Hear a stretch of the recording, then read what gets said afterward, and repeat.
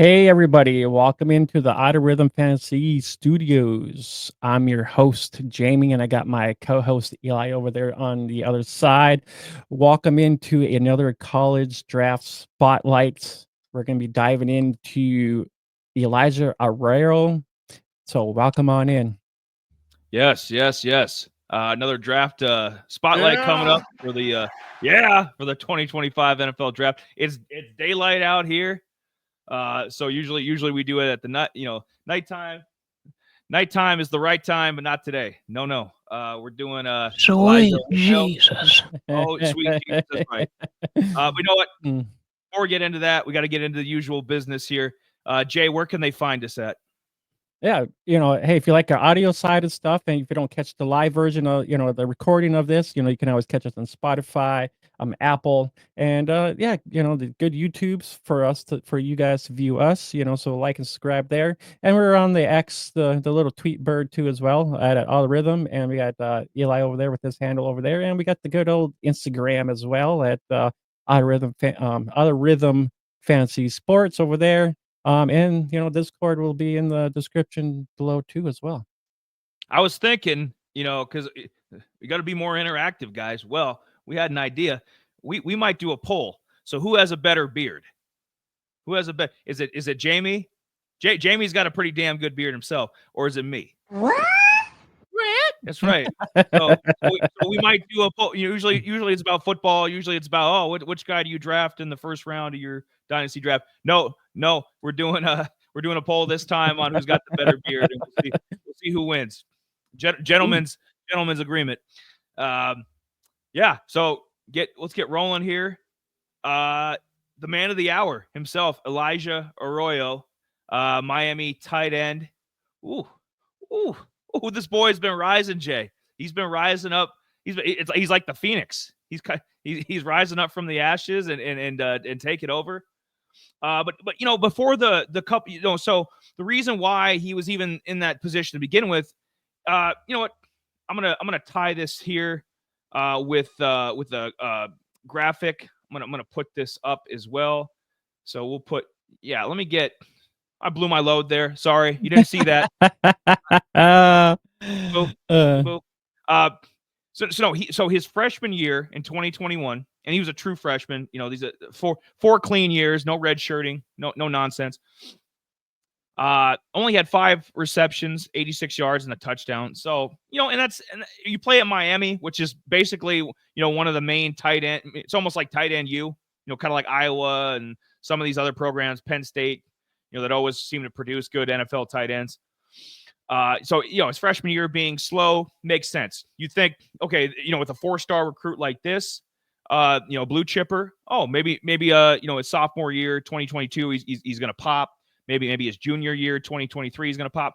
No, he had left knee issues. So he was basically almost out both years completely.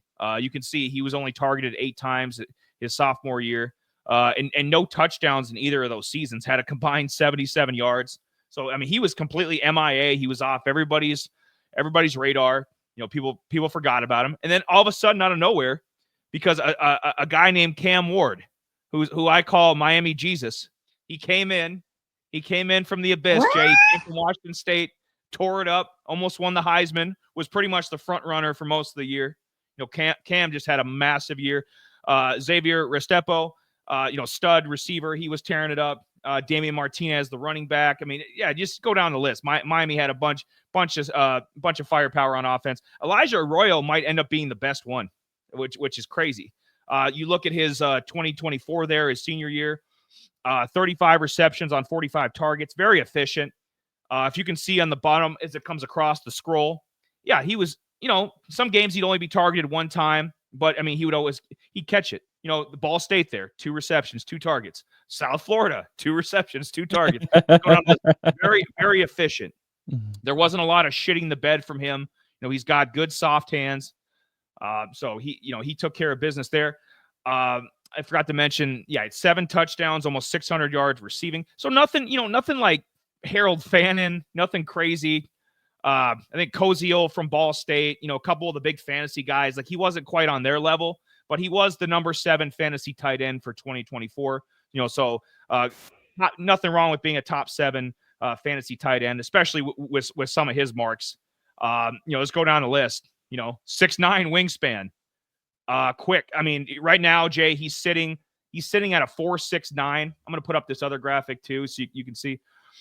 So right now he runs a 4.69, but they're projecting when the NFL Combine comes up very very soon that he's going to be running about maybe a 4.55 or low 4.5s, which is insane for a tight end. So that could even pick up from there. Some places have him listed at 251 instead of 245, so he might have bulked up a little bit, just to be able to improve his run blocking. I'm thinking, and just bolster himself a little bit, because that's a scary thought. You got a man this quick, this agile, with that kind of wingspan, that gets off the line like he does. 250, rolling down the. You ain't gonna stop that. Some of the rankings. Usually I do this. And, Jay might have his thoughts too.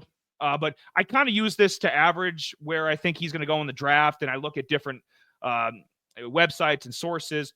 So ESPN has him ranked overall at number 35, tight end number 3. So he would actually be above Harold Fannin, who I like a lot. But, ESPN has him listed right behind Colston Loveland and Tyler Warren from Penn State. Draft Buzz, another place that I typically go to, has him listed at overall number 77, tight end number 5. So he's right in that mix as well. And Bleacher Report has him at tight end 3, overall number 32 prospect. So you average that out. Draft Buzz is usually low on a lot of people. Like, they're either really high on people or really low on people. There's no middle ground. So I think I'm second round pick. Yeah, as far as some of the mock drafts and stuff, we're only 7 minutes into the stream, Jay, and I'm already coughing up that bullshit. Yeah, I mean, he in some of the mock drafts I've seen already. He's already going ahead of Mason Taylor and Gatson from Syracuse. So he's already seeing it. If you're lucky enough, you could probably get him at like the 212 in the second round, late second round, and kind of maybe or middle third. It all depends on league size too, but that's kind of where he's kind of been averaging too. So and the other quick thing too is Miami had so many freaking weapons that he wasn't in his defense. He was never going to put up Harold Fannin kind of numbers. He was never going to put up Tyler Koziel from Ball State. He was never going to put up those level numbers. He just wasn't going to get the necessary number of targets because of Restrepo had one of the best fantasy years too, and he had to get fed. And a lot of their running backs were good receivers too. So Cam had a lot of mouths to feed. And so that's why, 590 and 35 receptions, 7 tight ends, 7 touchdowns, is damn good considering some of the other mouths they had to feed. Yeah, and I can look that up here quick because I know they had a George. George was a guy too that was kind of in the mix because I know a lot of targets kind of went around in that team, which was kind of crazy to think about. So the lack of him not being used a whole lot is. For me, I guess you can put him as, a Ben Sinnott of, from Washington in those eyes. K-State. And Ben Sinnott ended up going in the second round last year to Washington. And once that old decrepit bastard, that damn Zach Ertz, once he finally decides to retire, came out of nowhere, by the way, and had actually a really good year, but it helps when Jaden Daniels is throwing you the ball. But Ben Sinnott, that's I hadn't thought about that, but kind of this year's version of that, and I think Arroyo, I think he's going to be a second round guy, and we'll get into that with some of the teams and some of the draft positions, some of the NFL teams that might pick him up. I'll just glaze over some of this stuff real quick, Jay. So like I mentioned, he was out pretty much 22, 23 for the most part. So it was really a freshman year, which a lot of guys have, especially at bigger schools, are going to have, less targets, less stats, totally understandable. And then the senior year where he popped, his fourth year, was one of the best tight ends in the country. And when he did catch something, he made it count. And there were quite a few occasions where a lot of freak moments. A lot like, wow, this guy's got, like Tony Gonzalez kind of, kind of skills, or Travis Kelce, or that this guy could be that level kind of guy. Yeah, career. It was just something to put in just to fill the box, but it's nothing impressive. Like some of these guys, that we've mentioned in previous spotlights have been the all-time leader in touchdown receptions or all-time leader in passing yards or something like Jackson Dart or something. There's nothing like that in Miami. Miami's had too many damn good players. So you can kind of see where his all-time stats rank, and he was out 2 years. So, I mean, that would probably be a lot higher on the list had he been healthy. He's originally from Frisco, Texas, so the Dallas area. And, I think his comp is Panthers tight end Ja'Tavion Sanders. And Ja'Tavion was a draft pick last year from the Panthers. He's from Texas, had similar college stats, wasn't banged up quite like Elijah Arroyo was, but and a similar skill set, like an inline multi-role tight end. So, will be used similarly. And I think, and Ja'Tavion doesn't have much of a sample size, so we don't know where his career goes from here. He had a little over 300 yards receiving his rookie year with the Panthers. So, and we'll see if that, if he becomes a top 10 tight end, or if he stays where he's at and kind of relegates himself to being a career backup or gets replaced in a year or two with another tight end. So, we'll see where Ja'Tavion goes. But just watching some of the Texas film from a couple years ago and watching Miami and kind of seeing what he did with the Panthers. Ja'Tavion Sanders was the one that popped out to me. Similar size. Right now, similar 40 time. Like I said, that could change with the combine coming up. Some of the other Jay had mentioned Ben Sinnott from Washington.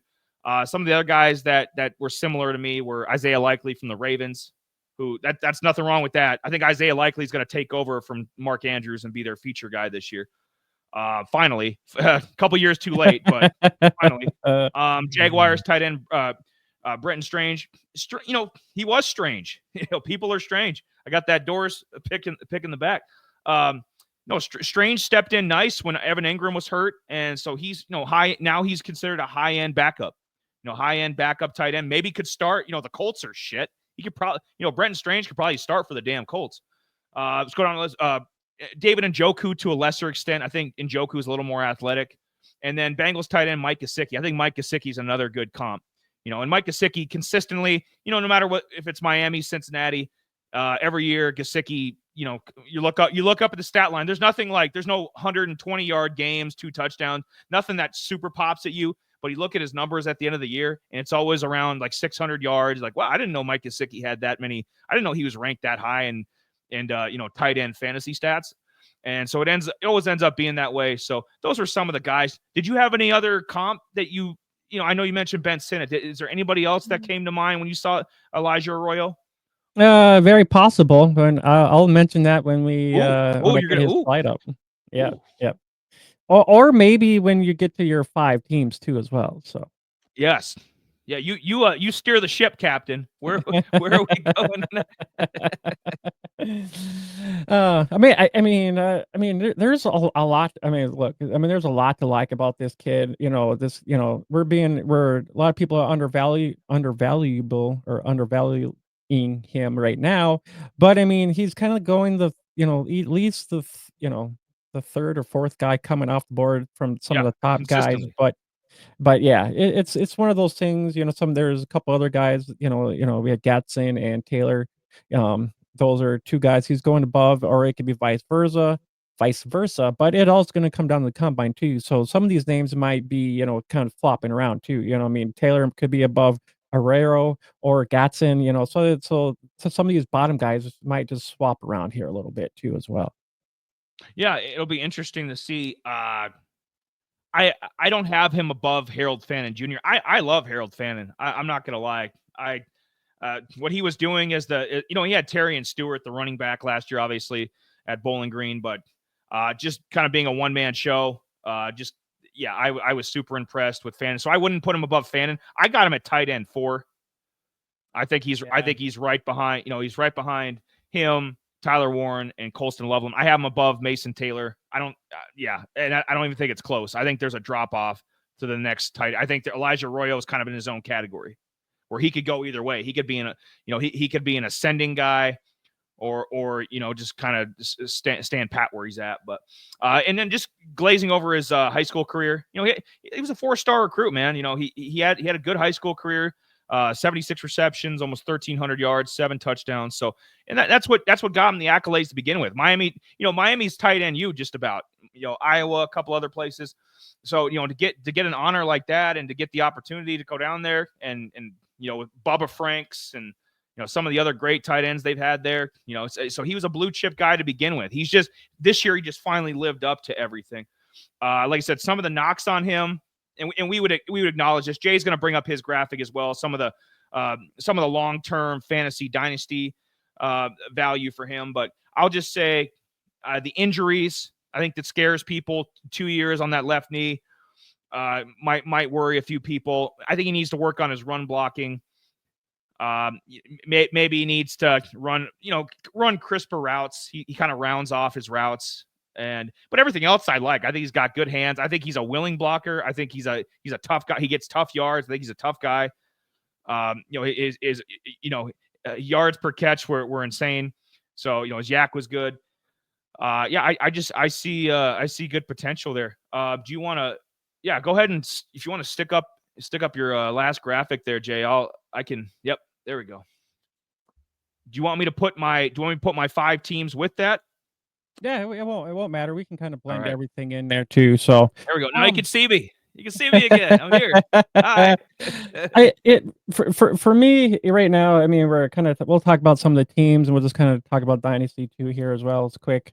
I mean, for me, I think he's kind of like a Ben Sinnott. The tight ends. I mean, we already seen some of the mocks I've seen already. I mentioned here just not too long ago. The highest I've seen is 212. That was right before the swing pick or whatever. Before the 3rd round. Other drafts I've seen him going 3.8 in the 3rd round. Right before Gadsden and Taylor, which I just mentioned. So I think there's a good opportunity. I mean, as you see some of the metrics, dynasty value. I mean, I got a kind of 5. The scale's up to 10. He's kind of right in the middle for me. I mean, we thought highly of Ben Sinnott, but I mean, unfortunately, he didn't really see a whole lot of playing time, and I think we know why. That damn Zach Ertz. That's who it was. I think they just re-signed him too, so I'm like, I'm not sure. So, but he's on the scale, so there's a chance where they could re-sign him, but I wasn't quite sure. I thought I did, but I'm not quite sure. So I'm like, but maybe this might be a Ben Sinnott world.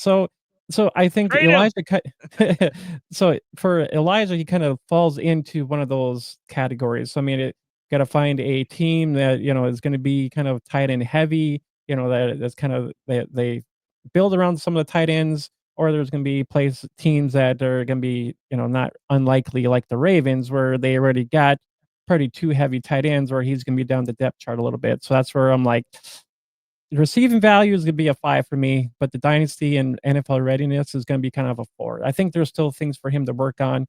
So, but for a lot of us, we're going to try to, kind of value him as a 2nd or 3rd, but I think a 3rd would be best for him especially if it's a tight end premium.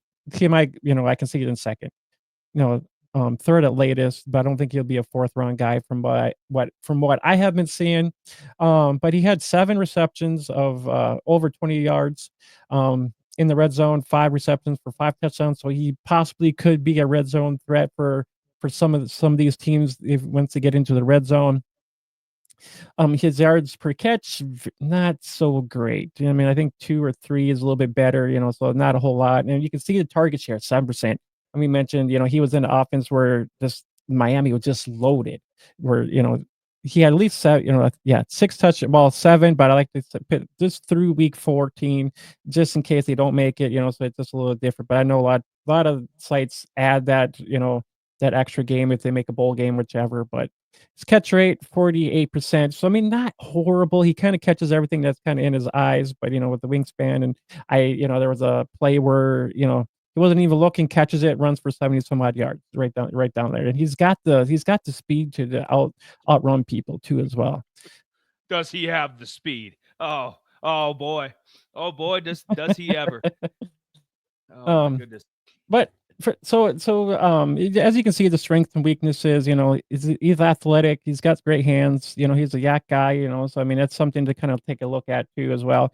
But the weaknesses maybe a little bit of weak, little limited production. If he was an offense like, where he was kind of forefronted, might be a little bit different story, maybe a little bit on the route running, maybe not, redefined quite a bit. And the injury history too a little bit might scare might scare um people off of him. Some of the observations I've made just on Jay's graphic, target share was only 7%. So he wasn't the feature, he's probably the third option, right? In Yeah. Miami. That's pretty damn good. Red zone targets. So look at that. 5 receptions, 5 touchdowns. Talk about efficiency. This guy's a Yeah. monster in the red zone. I think that could carry over to the NFL, which you Yeah. create touchdowns, even if he doesn't, even if his, he's never a Travis Kelce, at his peak, 1,200 yard, tight end or anything crazy. Mark Andrews at his peak or what, any one of those guys. Still, if you're catching 7, 8 touchdowns in the NFL, as a tight end, that's a damn good year. You can get by on that in fantasy. Absolutely. You can play Yeah. on my team any day of the week. Yeah. And dynasty value, you look at over there, readiness. Yeah, he's a little raw, and but that comes with the fact that he's really only played, 1 full year and then, parts of 3 other seasons. As a backup is his first year, and then his sophomore, junior year being banged up with that knee. So potential's there. Being NFL ready, and that's where we kind of come in and explain things for dynasty purposes. It's like, you draft this guy, but he might have to sit a year. He might have to sit for 2025 and be one of those like Trey McBride. Trey McBride didn't do much his first year, right? 2022. He didn't do much, but 2023 is when he popped, right? Brenton Strange with the Jags. He didn't do much his rookie year. Second round pick. Kind of got to play for Evan Ingram this past year. The few games he was in there, he looked damn good. I'm like, okay, that could be a starting level tight end.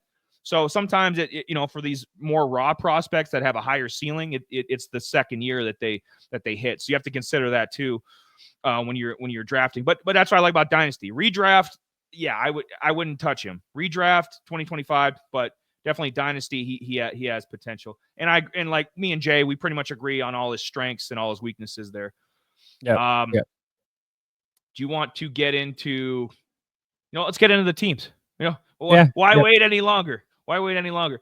And if you have another idea, Jay, stop me and be like, hey, dude, I like this team more, or I think this is a better fit here. Or anybody. I might have something. While you're cooking talking up about something teams. there. All right. Yeah. All right. Fair enough. Best landing spots. Obviously, number one, the Colts. From what I've seen from a lot of mock drafts, from a lot of the Mel Kiper, Daniel Jeremiah, a lot of the NFL mock draft database, like a lot of those kind of places, I kind of took their considerations, and I'm like, there's just too many outlets that are saying pick 45 to the Colts, pick 45 to the Colts. So we're, I'm going to trust the experts on this one. I think it makes sense. I mean, do you want to roll in another year with Jelani Woods as your starting tight end? That's a joke. The Colts tight end room is a joke, and they've taken a lot of these. They've taken a lot of these these day 3 guys, Jay. Don't they have I was just saying, don't they have like 5 or 6 tight ends? Yeah, they got like 5 or 6 really shitty day 3 level, guys, and it's like you can't. And Anthony Richardson, that's all on him. I mean, the accuracy is a joke, but you're not helping him by not giving him a security blanket, right? You're not doing him any favors, or the next quarterback, even the 2026 guy. You're not doing him any favors by not having a security blanket. This would work out with the timeline, because if you are going to get rid of Anthony Richardson because he can't complete 55% of his passes, you bring in a young quarterback in 2026 maybe, then you have a tight end that's ready to go. Year 2, Elijah Arroyo, starting tight end, ready to pop, ready to tear it up. So that might work with the timeline too. So Colts makes sense for a bunch of reasons. We'll go at pick 2, Chargers. Another situation. They need bodies. Yeah, they have a couple guys. I'm about to gag here. I'm tired of talking about the Chargers with skill position guys. They just made the damn playoffs. That's the Jim Harbaugh effect. They made the damn playoffs with playoffs. They made the playoffs with nobody. I mean, who the hell did they have? They had an injury prone J.K. Dobbins. What they have the Lad McConkey as their feature receiver, their number one receiver. I mean, they were doing this with smoke and mirrors to get to the playoffs. So Chargers need some bodies. Arroyo would fit in well. It's a warm weather dome team. A lot of that division, Cardinals, 49ers, warm weather out there. Seattle's a little bit sketchy sometimes, but I think he'd work well. Being a Texas and Miami guy, I think he'd fit in well at the Chargers. Pick 55. He might still be around at pick 55 because Jay's projecting maybe he's a round 3 guy. Maybe he's a late day 2 guy instead of a earlier day 2 guy. So that might make sense there. Pick 3, just because I think they need an upgrade over Tyler Conklin. Like Tyler Conklin, I mean, when he was with the Vikings, he was kind of When he was with the Jets, he was kind of Pick 42 is a little high, but they fought. Let me look at the camera. They fucked up by not taking Brock Bowers last year. The Jets fucked up. They should have taken Brock Bowers. And it's going to come back to haunt them. It really will. I know they wanted to take an offensive lineman to protect Aaron Rodgers, but Aaron Rodgers isn't even on the team anymore, so it doesn't even fucking matter. I think it's a little high, but I can see the Jets want to go this route. Totally get it. They need an upgrade. They need a playmaker, and that's exactly what Elijah Arroyo is. And he'd go well with Garrett Wilson, I believe. Build around those two. Number 4, Broncos. Another place where I've heard rumors that he might end up. And anytime we mention a tight end, the Broncos, it's a lock. Raiders row, skill position, except for this one, because they have Brock Bowers, right? That's the only position they're good at is tight end. Everybody else, if we're talking tight ends, basically the Broncos are swapped out with the Raiders. So Broncos are going to be in every top 5 list that I have when it comes to tight ends. Pick 51. And they're all in the second round. Like I said, that's where I'm thinking he's going. Broncos at pick 51. Greg Dulcich, he's had injury problems, and he's just kind of an tight end. I don't think Sean Payton's in love with him or what he can do with him. I think Sean Payton would love this guy, Jay, because I think he can do a lot of the same stuff he did with Jimmy Graham. Remember Jimmy Graham with the Saints back in the day? Oh, yeah. I think he's got, he's not quite as tall, but he's got a similar skill set to Jimmy Graham. He's great in the red zone. I think the Broncos would actually I think the Broncos might be the second best fit here. I should have them higher on the list. I should have them right behind the Colts because I think he'd fit in like a glove, which was what Sean Payton wants to do. And Bo Nix would love him. Bo Nix would definitely appreciate having Elijah Arroyo. And then, I'm going to put my hometown Bucks because K Dotton's okay. K Dotton's okay, but we might need a slight upgrade. K Dotton, he's solid. I think K Dotton's a top 20 fantasy tight end. Not quite a Pro Bowl level guy or All Pro level guy. I don't think he'll ever be an All Pro level guy, but K Dotton's solid. But maybe you take Elijah Arroyo and maybe you hit a home run. When Mike Evans is ready to retire here in a year, next couple of years, you build around him. You build around Jalen McMillan. They obviously got Bucky. Kind of got a younger offense. Baker's still under 30. I think Baker's 29, so you still got a relatively younger offense. So. I like him a lot to the Bucks, and it makes sense. Miami, Texas, warm weather division. So I think he'd fit in down there. I think Baker would maximize him, kind of like what Baker had in Cleveland with David Njoku a little bit. Yeah. You have any thoughts? Yeah. I mean, these are all good landing spots too, but the Jets they need something. The Chargers for sure need some. Colts are just overrated. The Buccaneers. Yeah. They could use a little something. Colts are in a world of shit. Their best player is a running back, and that's okay if you're the Eagles. If you're like you got a Super Bowl caliber roster. But when you're built like the Colts, your running back can't be your best player. Yeah. Since we're talking about teams here, quick. I'm gonna throw some stuff on you. I'm gonna run through some of these things here quickly, and then I'll please do. Yes. I'll give you 4 teams, for kind of best fantasy landing spots, some good fits for development potential and tight end friendly systems, and the worst landing spots here. So I'm gonna run through some of these quick, and then you'll be like, oh, okay. Kansas City Chiefs. Why? Kelsey is aging. They need a future tight end 1 in a friendly system, and Reed can maximize Arroyo's skills. Yes, very tight end friendly system. Yes, he would. Andy Reid would have some fun with him. Absolutely. Yep. It could be a high high tight end 2 upside with tight end 1 potential in a year or two. Detroit Lions. Why? Sam Laporta. I mean, he is the tight end 1, but Detroit runs a lot of 12 personnel, two tight end sets. So I mean, it's very possible Arroyo could step in into a Ooh, secondary ooh, receiving role, ooh, develop ooh. behind Sam Laporta. I mean, just an option. These. How you gonna stop that? I mean, they thought Michael Mayer and or Michael Myers, whatever we call him, and Brock Bowers, and Brock Bowers was a good 1-2 young tight end combo. Imagine Sam Laporta and Elijah Arroyo. Ooh, ooh, ooh. Yeah. I mean, charges we kind of mentioned already. I mean, Yeah, they lack the Jay. long They need term bodies. solution. Yep, They yep, need and they and need and up. Yeah, that tight end position. That's a joke. yep. I don't even remember who the hell they're tight. That's bad. And we cover this shit. Like we cover pretty much Yep, college NFL. Like I don't even remember who their goddamn tight end is. That's how yep. bad it was. And then the Buffalo Bills. Why? I mean, Dalton they have Kincaid. Ooh. Kincaid. I mean, he's the lead tight end, but Buffalo could use a secondary target with, Ah, a Dachshund, a Dox or a Dawson Dawson Knox Knox role. is a You know, well you think about it, dude. I mean, we know how limited Dawson Knox. I mean, he's great in the red zone, but we know how limited he is, and he's always banged up. Seems like.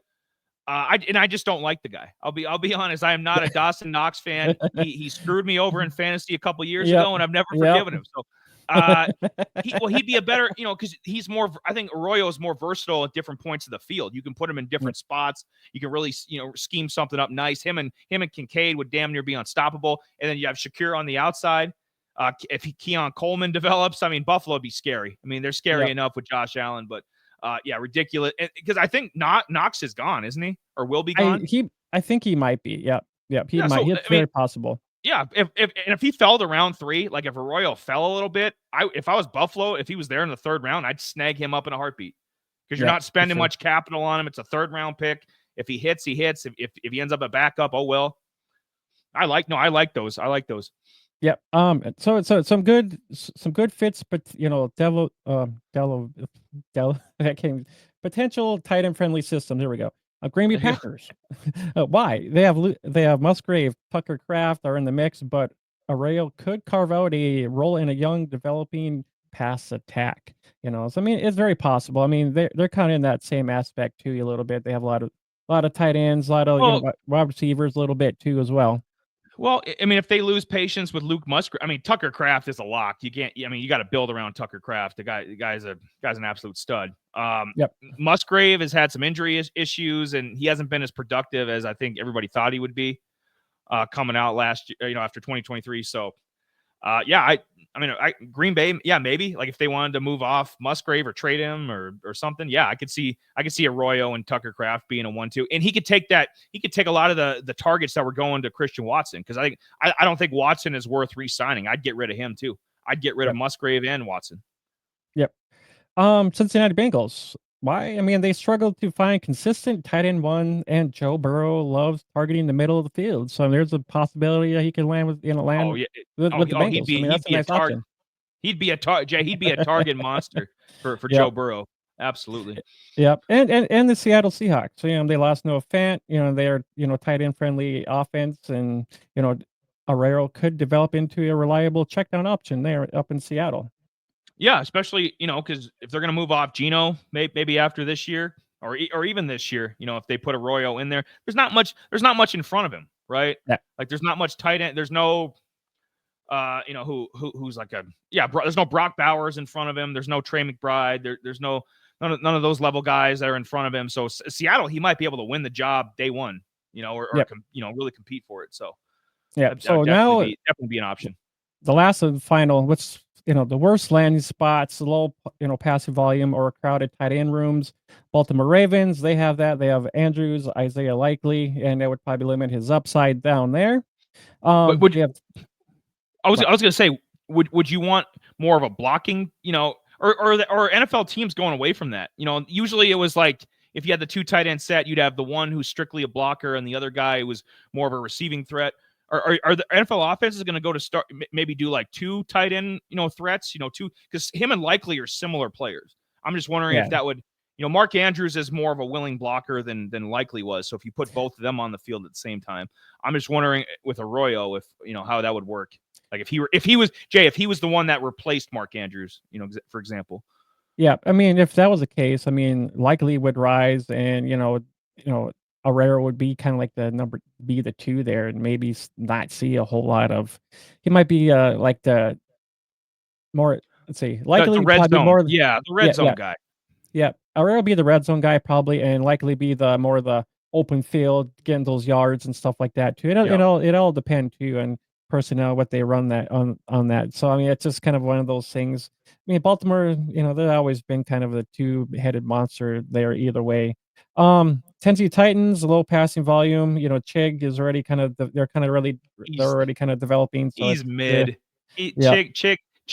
I'm gonna get a T-shirt that says Chig is mid. The Giants, they had Dalen Waller. He was there, but I don't think, so Uh, that might be an apple. That might be a well, possibility there. I think that, but I think I think the scheme might work because he's a Yep, similar player to Darren Waller. So like Darren Waller was injured and never really played for them. I know they took yep, Theo Johnson last year in the 4th round, Giants, and he was, he looked decent, but I don't think he's a world beater. So yeah, if you took him, I think the offense, I think Brian Dable was trying to scheme something like that up. So I yep, think Arroyo would actually fit better with the Giants than I think any of us would initially think. yep. And the last but final, the Patriots historically poor tight end development in recent years, and I just wouldn't. I mean, Hunter Henry, it He's went there. no, He was nice, but he's maybe slowly kind of coming around a little bit here now. he's okay. He's okay. I mean, like, yeah, if you're looking to hit a home run and get an upgrade, and there's nothing wrong with Hunter Henry, but like you could do a lot worse. We just said Chig. Like Chig's a worse fantasy player than Hunter Henry. Nobody would argue that.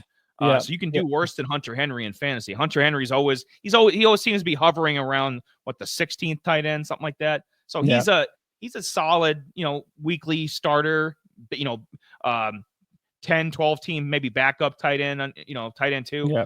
So I like I like some of these landing spots, but they need fire. It's the same reason why they're gonna have to take, they'll probably take Travis Hunter, the corner, with their first pick, the Yeah. Patriots. Same reason they'll probably be loading up on receivers again, and maybe a running back to kind of complement Ramondre Stevenson. They need some firepower. They need some playmakers. Absolutely. Yeah. So last, I'll wrap this up here with my fantasy comps, ceiling and floor. A Dalton Schultz. I mean, he's a little bit more athletic than a Dalton, but not too bad. And a He's Dallas he Goddard. he had he's had some good. He looked good in the playoff. Yep. He looked good in the playoffs. He had some really good fantasy year. Top 10 fantasy years with Dallas. There, I remember Dalton Yep. Schultz. Like, oh shit. Yeah. Yeah. Before Jake Ferguson, there was Dalton Schultz. So, Yep. yeah, that's not a bad comp. Yeah. Dallas Goddard, but less refined. Goddard. Goddard came from a smaller school. Slowly worked his From our way neck in of and the woods. yep, and became a known tight end in that position where everybody kind of wants him. Yep. Floors, James Mitchell, he was with the Lions, kind of a backup. They're kind of so James Mitchell and Josh Oliver, and he was a Raven. So kind of backups with limited receiving volume, and these guys, if he does fall that far, he'd be like a fourth rounder or later, kind of in those Yeah, aspects. I wouldn't even. It's sad with Josh Oliver too, because I think he's a good backup. It's just that Minnesota's got so many goddamn tight ends. They got Johnny Munn. They got obviously T.J. Hawkinson. Oh, So yep, yep. he's always me fighting for target. Oh, Yeah. that's So if he right. ended up in a situation like that where he was like the third wheel, that'd be a horrible spot for Elijah Arroyo. I hope Yeah. that doesn't happen. Yeah.